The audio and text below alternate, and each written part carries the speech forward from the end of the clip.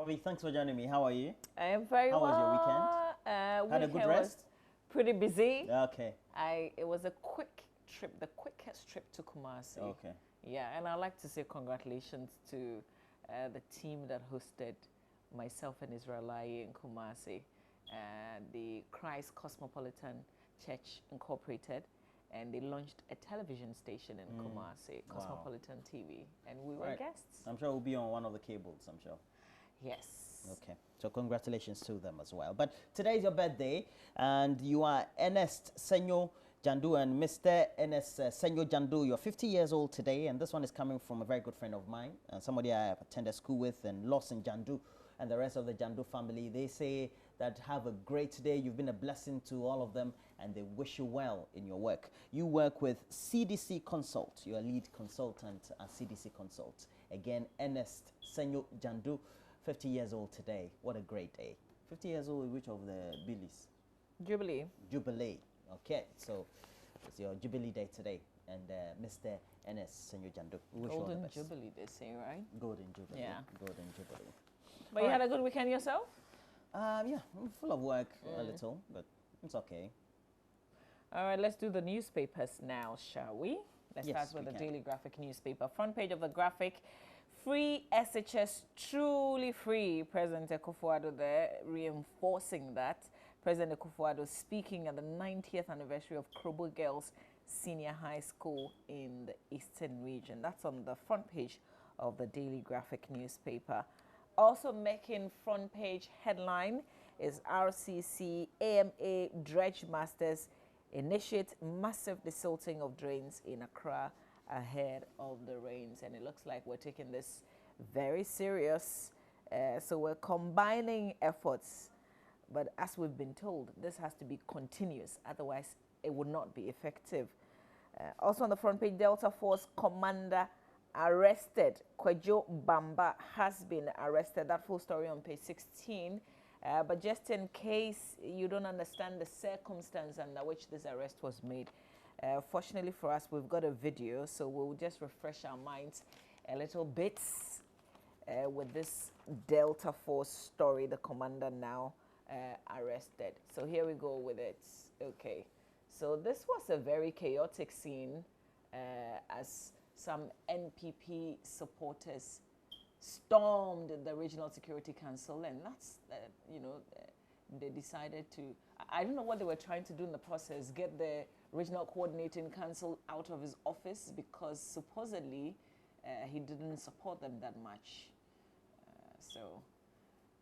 And there was a lot of talk. How can you just storm somebody's office and just drag him out,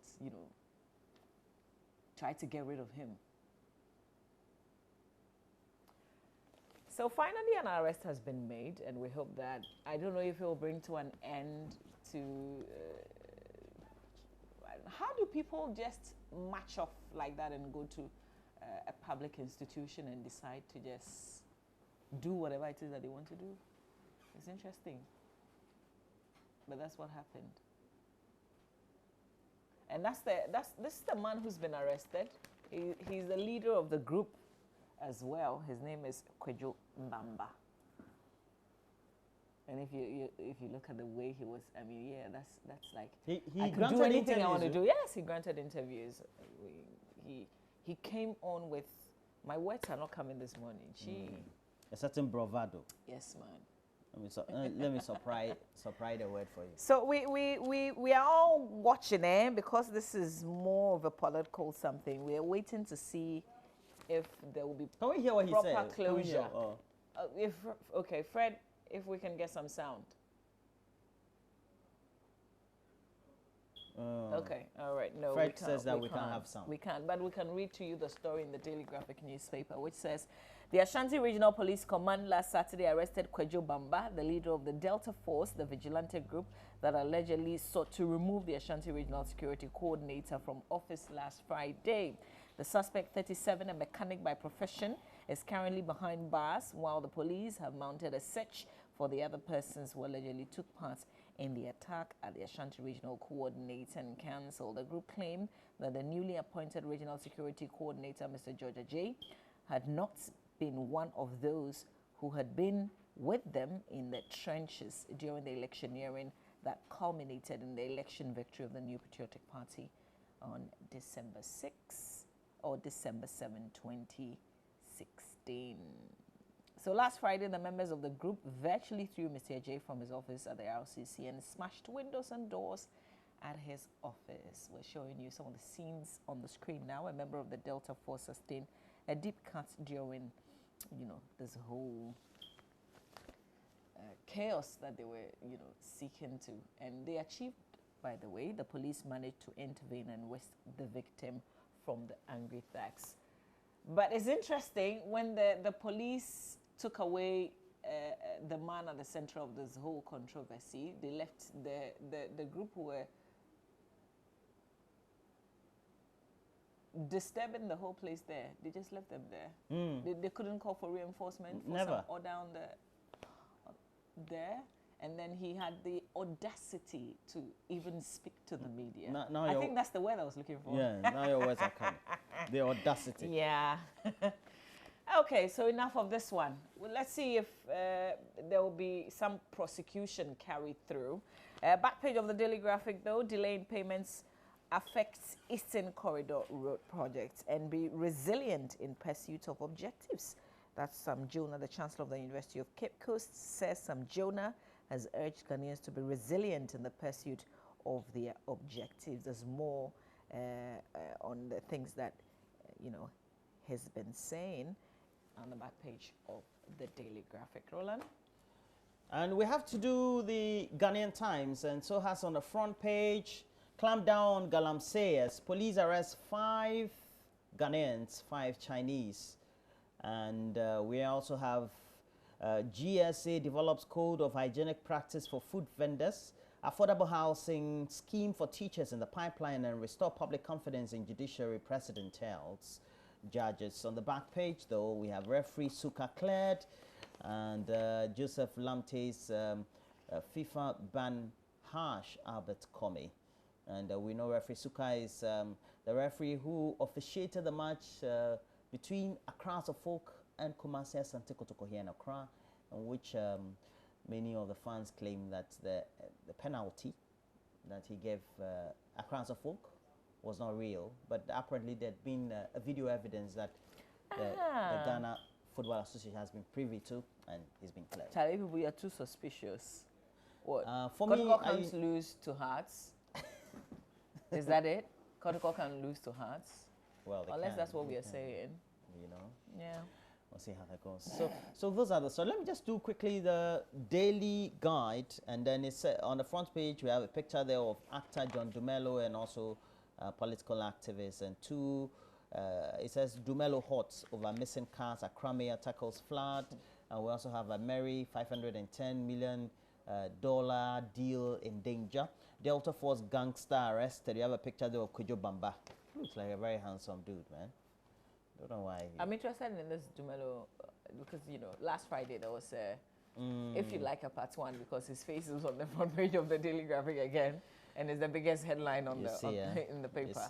So this must be a part 2. Yes, it's on page 3 of the paper. It says national operatives have swung into action to retrieve the V8 Toyota Land Cruiser in possession of popular movie actor John Dumelo. The operatives called the actor, who was part of the field campaign to get John Mahama elected for a second time as president, with the vehicle belonging to the state, and retrieved one of them from a spraying shop at Abelinkpe, Accra recently. That was part 1.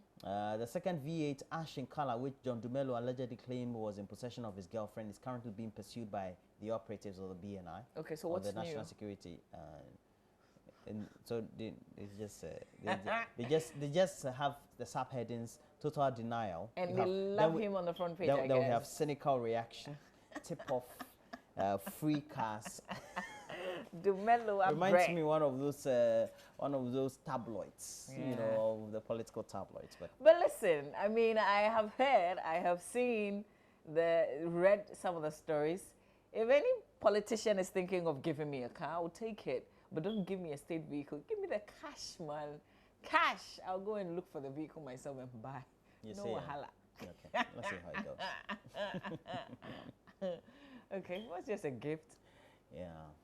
under what circumstance? Don't they give you the papers? Don't they do like some paperwork to say that we've effectively transferred this vehicle to Roland Walker as gift or as a reward for whatever it is work that you did, that kind of thing? We've seen this too often, and people still keep falling for the same old trap. Let's do the Finder. The Finder newspaper, front page of the Finder. Cabal dupes government some 490 million Ghana cedis in the petroleum sector in 2016. So Senyo Hosi is the CEO of the bulk oil distributors, and he's on the front page of the paper. A bit of the story says the Chamber of Bulk Oil Distributors has revealed that government lost a whopping 490 million Ghana cedis in 2016 alone from tax evasion on petroleum products smuggled onto the Ghanaian markets. The criminals evaded the taxes through dumping of products intended for export into the country, as well as sourcing product from boats and small ships and supplying them illegally into the Ghanaian market. So Senyo Hosi making these revelations, and there's a lot more that you can read in the Finder. Also, GIPS commits to drive interoperability agenda. Why does this word keep coming back? Interoperability. Interoperability. Okay, that's more like it. Let's go. Interoperability. Oh, they don't have a problem. Okay, but what does it mean? It means that they can operate on all networks, interconnect kind of. Okay. Is it so? This is the same conversation we had last week. I remember. Yeah, it's a topical issue. The same money transfer from one telco, in terms of the money cash thing. Okay. Also, July 1 deadline for clean diesel. Is it a statement coming from the NPA, the National Petroleum Authority, and this the boss of the NPA, Hassan Tampoli, on the front page with a story, but it says effective July 1, 2017, petrol and diesel imported into the country will have a maximum sulfur content level of 50 parts per million. Chief Executive Officer of National Petroleum Authority, Hassan Tampoli, has directed. Okay, so that's the 50 parts per ppm thing. Level of 50 ppm. I think that's the correct way of saying it. President Akufo-Addo calls for protection of judicial system, and my government will prioritize girl-child education. That's Nana Adodankwa Akufo-Addo there, saying as he visited the Krobo Girls Senior High School, presenting on the front page, I think, a prize to one of the young girls of the school. That's it for the Finder newspaper. Roland? I think you do the Dispatch. Okay, so I have to do the Daily Dispatch newspaper. It has on the front page, NDC's in fighting part 1. Factions fight for control of the party. And then we have MPP guru on growing ethnocentrism. We also have on the back page, over 1 million Ghanaians unemployed according to the Ghana Statistical Service. They did a labor force survey conducted in 2015, giving us an indication of those employed and those not employed. Okay, so those are the stories we have. The Business and Financial Times newspaper, costly lands thwarts housing dream, and it says the soaring price of lands in major cities of Accra, Takoradi, Tema, Kumasi, and Tamale, as well as other regional and district capitals, has made it difficult for low and middle income earners to build decent houses to shelter their families. Plots of land measuring 100 by 70 feet on the fringes of Accra, Abokobi, Oyarefa, Amrahia, Oyibi, and others cost an average 40,000 Ghana cedis. This is a land though. It's not like they built the house on it, like there's a boys' cottage or some one-bedroom be on it already. This is 100 by 70. That's a land. And this is outskirts of Accra. It's 40,000 Ghana cedis. Interesting. They're given also a projection of the housing deficit from 2017 to 2020. So if you're dreaming of owning a land or a house or something of the sort, I think grabbing the Business and Financial Times newspaper today will do you a lot of good. Lands Commission blocks dubious prime lands sale. Another story in the paper. Bank of Ghana expected to cut policy rates. But a bit of this Lands Commission blocking some dubious prime land sale. It says the Lands Commission last year had to move on swiftly to fight off attempts by some individuals and companies colluding with some of its officials to grab plots of land located in various prime areas in the capital. The Business and Financial Times investigations have found the land grabbing spree, according to documents cited by this paper, show that several plots of lands located in Laboni Cantonment, Ridge Airport Residential Area, East and South Legon, Kanda, Roman Ridge, among others, were given out at highly discounted prices to individuals and companies without the express approval of the National Lands Commission. Okay. So there are more stories in the paper. Back page quickly. African leaders resolve to tackle unemployment inequality. Kasapreko marks World Water Day with the Business and Financial Times with some water.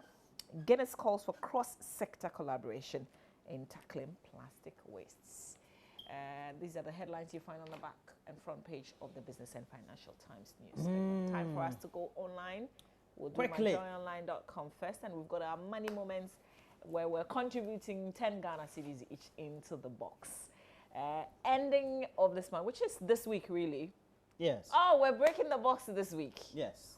That will be Friday. You promised that you will. What is Friday's date, by the way? Friday's date. Yeah. Very. I think Wednesday is 29. So it's 31. Oh, so it's the March last day. 31. Here's the last day. We're breaking our box on the show. On Friday. This Friday, we'll count how much we've been able to save. We haven't been entirely consistent, but that's life. I mean, you don't get it, going the direction that you wanted to go the whole time. Definitely. So we've saved from January till March. Yes. Yeah, and then we're breaking the box. We're counting how much we've been able to make. This is 50-50 between Roland and myself. And then we're transferring it from the box to an investment. Yeah, but I don't want to have a joint investment with you, Roland Walker.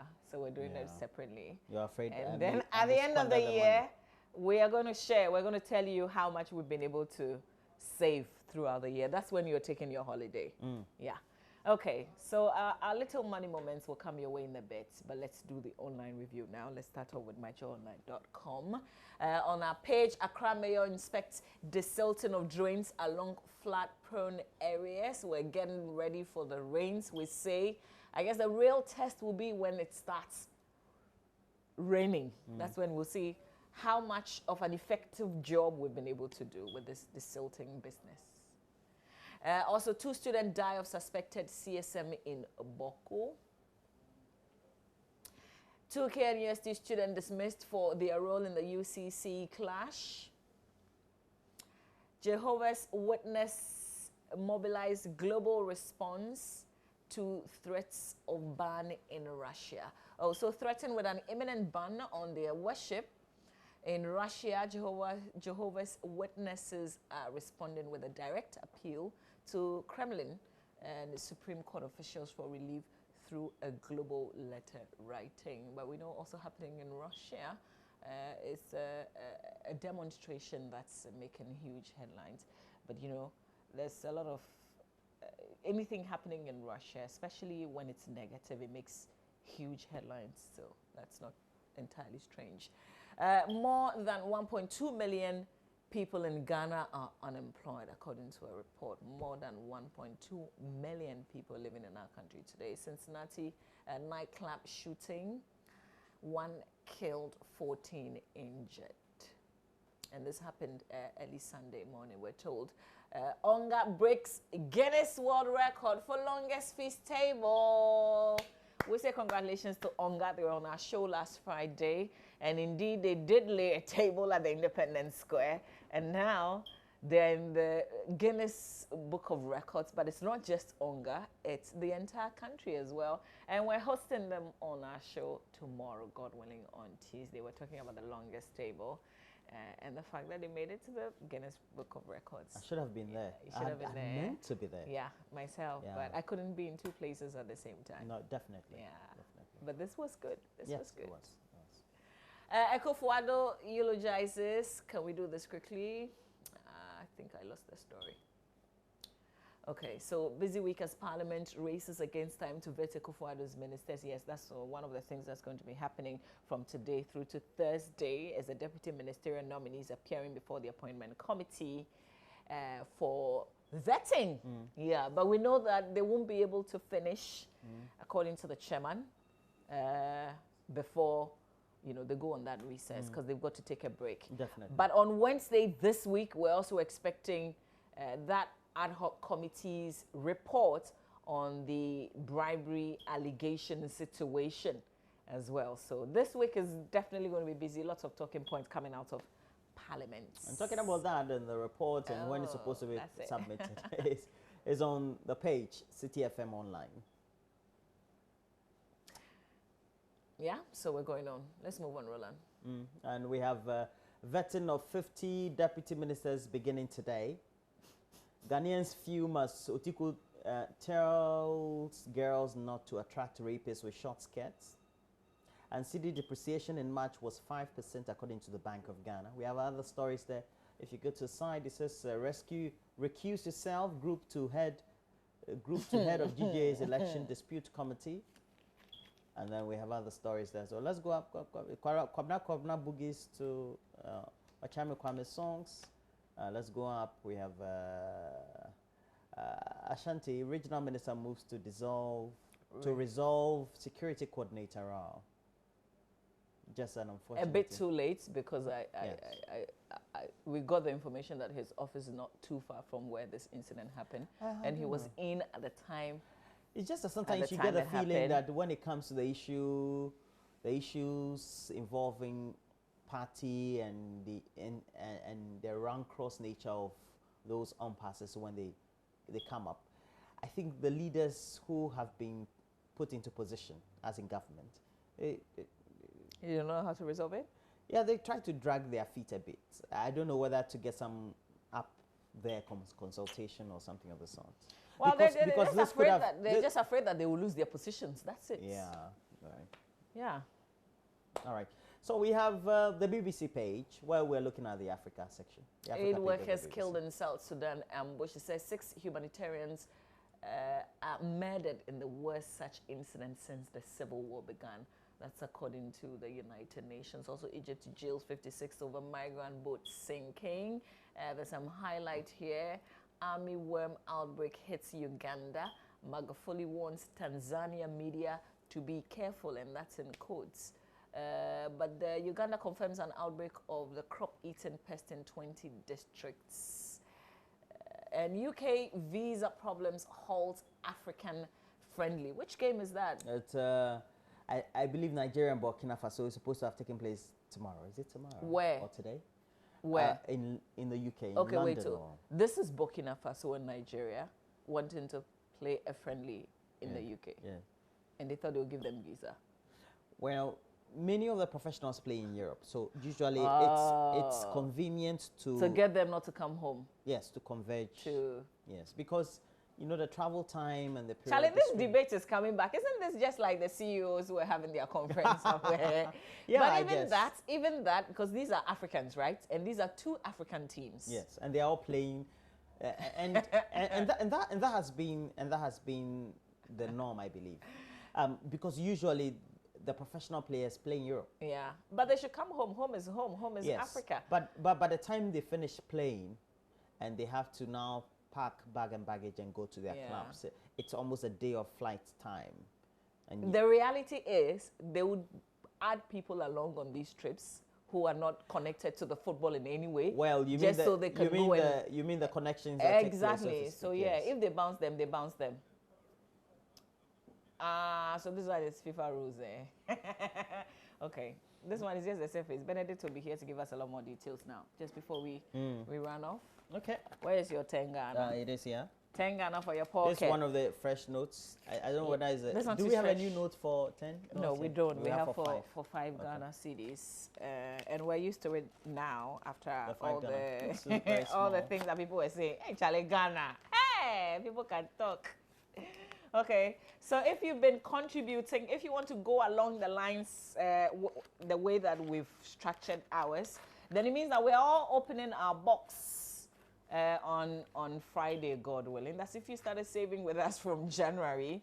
If not, I don't know if you still want to open that box. And in our next box, we already have a seed money of 50 Ghana cedis coming from Mr. George Tete. Mr. George who's Tete, the head of administration. Head of administration, the Comfort. At CAF. Yeah. At CAF. Very good morning to you, and thanks for the seed money. 50 Ghana to staff at CAF. Our CAF just means that the Comfort Anoche Teaching Hospital. Yeah. For short. No, which one is the CAF is the short one? Yeah, CAF is the short one. All right. And I think maybe I should go and live at Comfort Anoche because Yeah, I've been because you meeting seem a lot of them. Since that tragic Next documentary that led you and Derek Exactly. Ekosam to migrate shortly. And so yesterday I met seem to have been in love with Dr. Charles with the Anane. ebunebun soup and all that. Ebunebunu. Roland. Yeah, You should meet Dr. Charles Anane. He's the board chairman of the Comfort Anoche Teaching Hospital Cooperative Credit Union, and he's a very lovely man. So I want to say good morning to you. You are reading the thing from Zama. Why are you reading it from? I got his card, man. I met him. I told you I met him. Let me see. Dr. Charles Anane. So good morning to you.